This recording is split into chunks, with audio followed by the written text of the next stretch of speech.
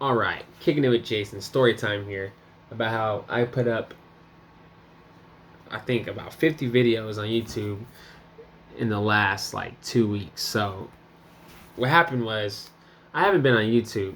I put a YouTube video up of Trey Young sports cards like back in September of 2019, October 2019. That was it. Had no kind of presence there. And then just recently, I was like, I need to get going on YouTube. I need to get content up there. It's like the one platform where I'm not putting any content. And I woke up in the middle of the night. I couldn't go back to sleep. I had to be awake because I had an early session that morning, and it was like it was about 3:30 a.m. My first session was going to be at 7 a.m. and I just couldn't fall asleep. I could feel it. I had energy. Maybe I was inspired or something, and I just started uploading videos. Just started going crazy. Not worrying about editing, nothing. Just put it on there.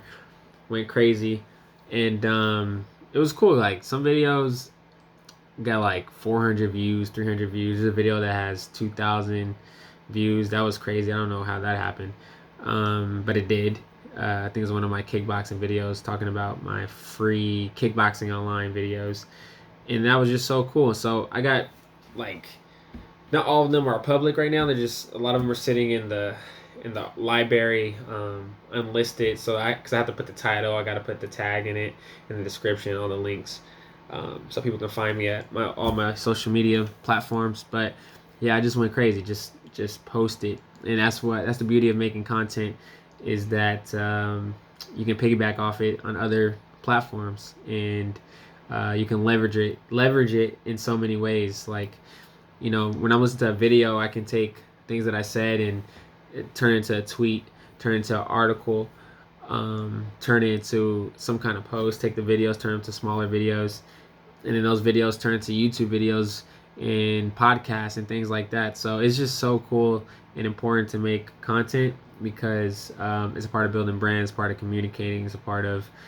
um, letting people know who I am, what I'm about, what I'm doing in fitness, what I have to offer, my journey, documenting everything I'm doing with sports cards, fitness, kickboxing, personal training, and just any mindset, leadership thing that I like to share, fun things I like to do, like eating tamales. I love tamales.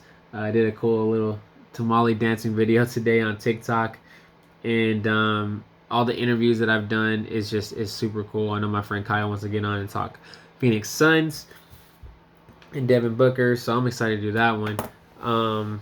But yeah, that was just so cool to get all those videos up on YouTube, and continue to make more content.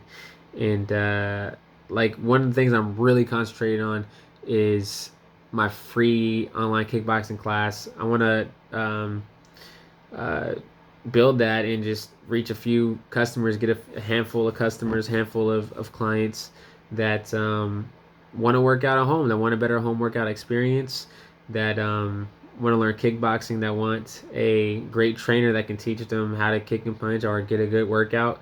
And I'm excited to actually run ads on this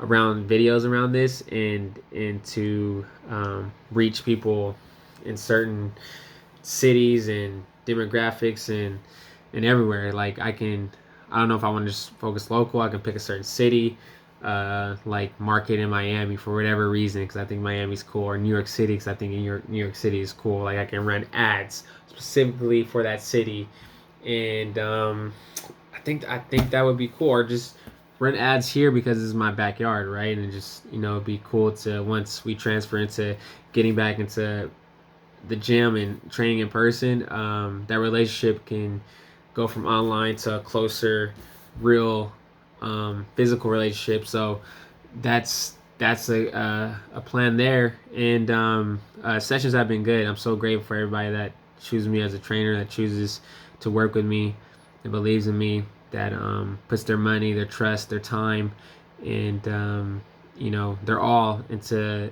having me help them reach their goals. I can't say it enough. Um, Everybody that I train, they're wonderful people, and they all have their unique goals that they're working on. They have their certain way that they like to be trained. All of them have a different background. Some people may have had to overcome an injury. We had to adjust around that and get them, to 100%. and some people are getting back into shape. Some people are in shape, but there's certain athletic things they want to work on, or just different goals they want to work on in strength and putting on muscle, anything. It's cool. That's what I love about training, is that you're challenged in so many different ways to learn different bodies, different personalities, um, uh, what's working for a person, where you have to tweak something over here, figure out how to get this squat stronger, this movement stronger, pick it up, challenge them here. Maybe maybe they're not ready for this stage of the workout, so we're going to progress to that workout. We're going to progress to these numbers or to that challenge in a different way. And that's like every session. That's always a thing. It's in the moment thing that happens a lot. You go in with a plan, and sometimes right there on the spot, you have to orchestrate to a different workout and a different plan, because for whatever reason, and it works. It's great. It's what a trainer is supposed to do. And the fact that people believe in me for that, and contact me for that, and show up twice a week, 3 times a week, I think that's beautiful. I'm so grateful for that. So I had a few sessions this morning: 7:15 a.m., 8:15 a.m. That one was online. 11 a.m. My 2 evening ones had to cancel. Got an early start tomorrow, 5 a.m. Got about 4 or 5 sessions tomorrow. And here's an interesting comment that I got on LinkedIn from a friend that I made on. I think we met on LinkedIn first, connected on Twitter, and he asked me. I put a post up like, it's just that it's important to do what you love. When you love something, you should go for it. When you love something, do it, because for one, we have this one life to live. You should do what you love. Secondly, you're gonna be a lot more happier that way. Like there's ways to make money. There's career opportunities, but there are so many ways to do what you love. Even if you work a full-time job, you should still come home and do what you love, every day. And I got a comment from my friend Nick, and he said, "Hey Jason, do you work full-time as a trainer?" And I said, "Yeah." And I was just completely open. I said, "Yeah, it's been really hard lately. Of course, the whole fitness industry has been different, and so I had to make adjustments, had to figure out how to get a footprint online. That's why I'm pushing online training, learning that, trying to build a brand there. Learning about it, reading what other companies are doing, picking articles apart, and just studying and researching and reading comments on the customer experience that people are experiencing, and learning how small trainers or in small gyms can compete against Peloton. I'm not in Peloton, but Peloton is a huge digital, great fitness center or fitness program. And so I look at it that way. Like if I was a cycling coach, how can I, how would they approach trying to compete with Peloton, right? And I'm going on here. I'm supposed to be talking about a comment I had on LinkedIn, but I'm gonna stick here. Just stay with me here. And so the way you do that is you stay in your lane. You use your work ethic. You do what you can with what you have. David is David because David beat Goliath because David stayed as David. David didn't try to be something that he wasn't. He didn't try to do too much. He used what he had. He was effective with it. He was sharp with it.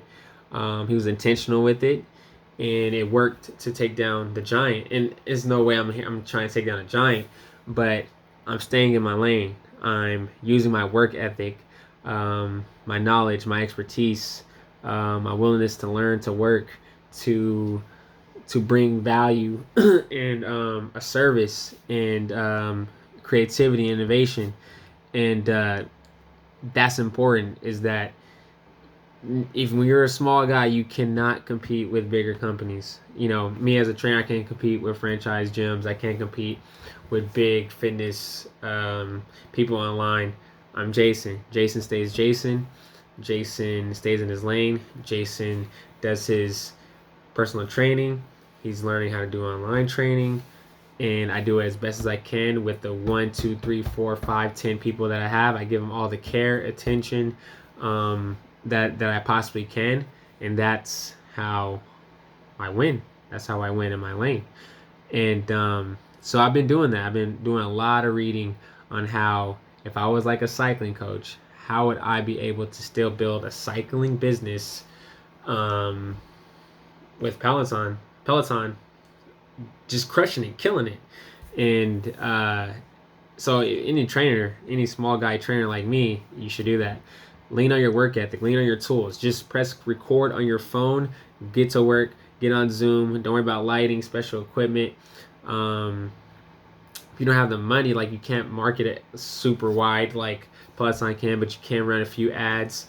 You can do creative things, give back to your clients in unique ways. Like, I have a text group that I have, and I did a Starbucks cool like free coffee thing on me. Looking to do a leggings giveaway, Amazon gift card giveaway, just giving back and things like that. But just being creative and real and closer to who you train. That personal connection, it's deep. It runs real deep. It builds a lot of loyalty. It builds a lot of trust. It builds a big connection. So, but going back to what I was saying, with that comment I had on LinkedIn, if I was full time in training, and the answer is I am, but it's been hard lately. Sports cars have actually helped me to pay bills and stay afloat, and it's that challenge was good for me. A lot of growth. You grow from things like this, and it makes you sharper, makes you wiser, and you build a lot of tough skin, resiliency, and but I told him, I said, even if I was working full time and I was doing well, and I just was working a corporate job because the salary was good, it's not what I wanted to do, but the salary is good, pays the bills, I would still come home every day and make sure I'm training a client, I'm doing my fitness content, I'm doing my social media content, because that's what I love, and everybody should do that. Like, if you work full time and you're doing the job because it's going to pay the bills, it's a stable income, you still should come back home and do what you love. If that's music, you should be doing music every day if that's what you love. If you love reading books, why not review books and start a blog site or YouTube or a podcast and just do a book review on all the books that you read. If you like Harry Potter, why not become the Harry Potter guy that creates content around Harry Potter? And if you like I have Pokemon cards here, Pokemon, talk about Pokemon, do those kind of things every day. Do it every day, whatever you love. You love baking, you love cooking, you love flowers, you love art. Do it every day, because you really can create a side hustle on it, and you really can create an income from it, because when you believe in something, you can do the work and people will believe in it. And if people trust what you're saying and you bring them value, people are willing to pay for that value, and they're willing to exchange their time and their resources and their money to have you in the world. So that's been what I've been up to. I don't want to run out of time here. I want to try to get this under 15 minutes. But yeah, let me know if you guys watch this video. Comment. I'm gonna put this on my podcast and YouTube pretty soon. But I'm also reading this book too. Thank You, Economy. I haven't read a book in 5 years. I have not read a book in 5 years. But I'm just gonna kind of dabble in this. I do a lot of reading on articles and things like that. But this is a book that just came in today. But thanks for your time. Stay tuned for another episode from Kicking It with Jason, and enjoy your night.